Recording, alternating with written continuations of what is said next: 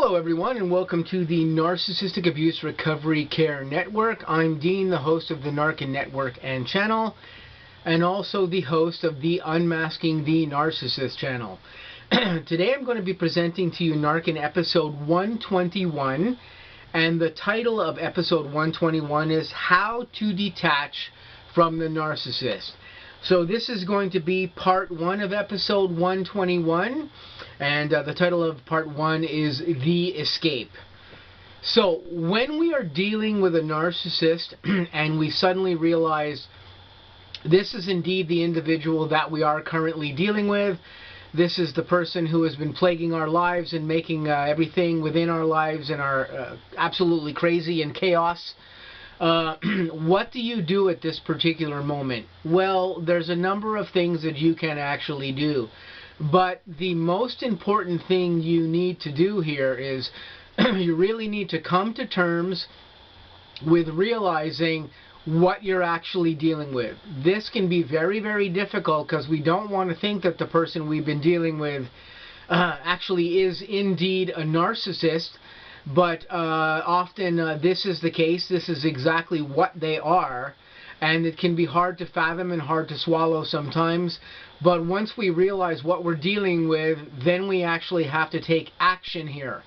So what actions is it that we really need to take? Well, depending on what situation you're in, we're going to be talking about different aspects of detaching from the narcissist in the different parts of this episode 121. But in this particular instance here, we're just going to start by saying what you need to do is you need to get yourself away. Detach from this person. Of course, if this is a spouse or a husband, wife, whatever, girlfriend, fiance, whatever it is, especially if they are cohabitating or living with you, this might be hard to do because you are in the same house as this person. But I am going to implore you, if you have some means of getting away, i.e. going to your parents' home, going to a friend's home for a while, going somewhere outside of that home, do it. Figure out some way that you can get yourself out of that house and figure out some way that you can get yourself someplace safer than this chaos-infused environment that you may be in dealing with this narcissist, because nothing good will come of this. The quicker you get yourself away from this individual, the quicker that chaos is going to subside a little bit for you and things are going to get a little bit easier. Now again, if this is a husband, wife, spouse, girlfriend, boyfriend, fiance, whatever, and you're living with them, it may be hard to get out of that living situation. And if you have children with them, this is going to be all the more difficult because the kids are going to wonder where the heck you're going and all this other stuff. So we're going to broach the specific things to do in those instances in another part of this episode, but not in part 1 here. What we're talking about here primarily now is if you're involved with a narcissist and you become aware at this particular point, find some means to get yourself away. Stop seeing this person. If you can, move out of where you are with them. Go stay with, like I said, whomever, a parent, a friend, an acquaintance, wherever you can manage to get yourself to get away from this narcissist, do this. If you don't currently live with this narcissist, this makes the next thing I'm going to say to you much easier. Get away from this person. Block them on social media. Block them on your cell phone. Detach from them. Don't have interaction with them. Stay away. Step back. Do whatever you can to cause yourself to be at a distance. Cessate or cease completely seeing them in any form.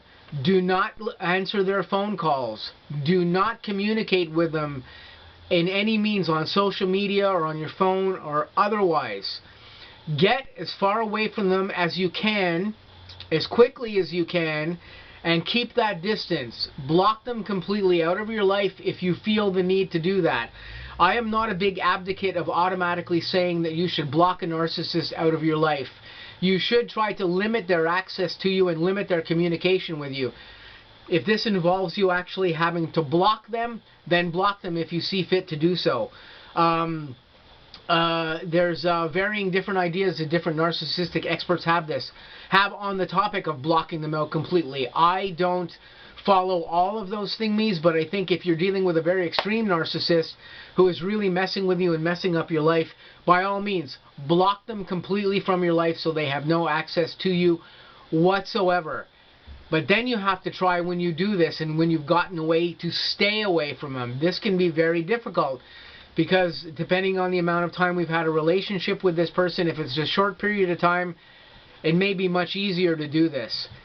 If it's a more extended interaction you've had with a narcissist, this may be more difficult for you to do. But again, try to get yourself away from this person and stay away from them.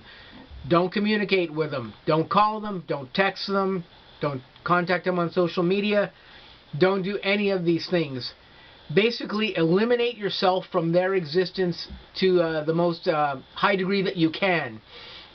And this will effectively shut down the narcissist's ability to be able to mess with you, because this is what they want to do.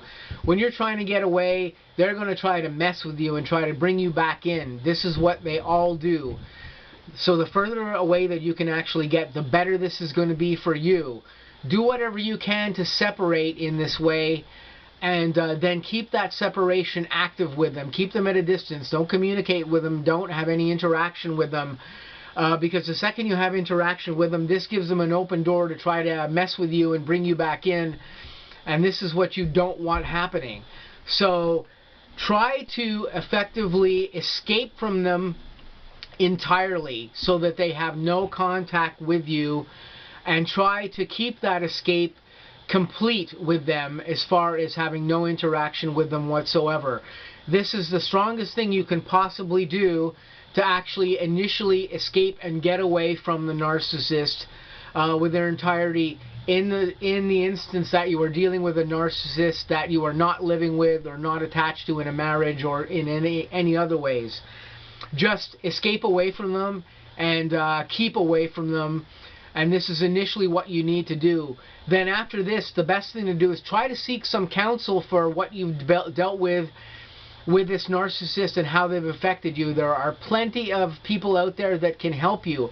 I help people on my narcissist network and on the N.A.R.C.N network with things that are going on with their narcissist. I've helped a great many people on the network with things of this nature, even just by talking to them or giving them advice or telling them what I think about what's going on with them. You can find a great many people out there who will help you when you're having problems after the abuse of a narcissist.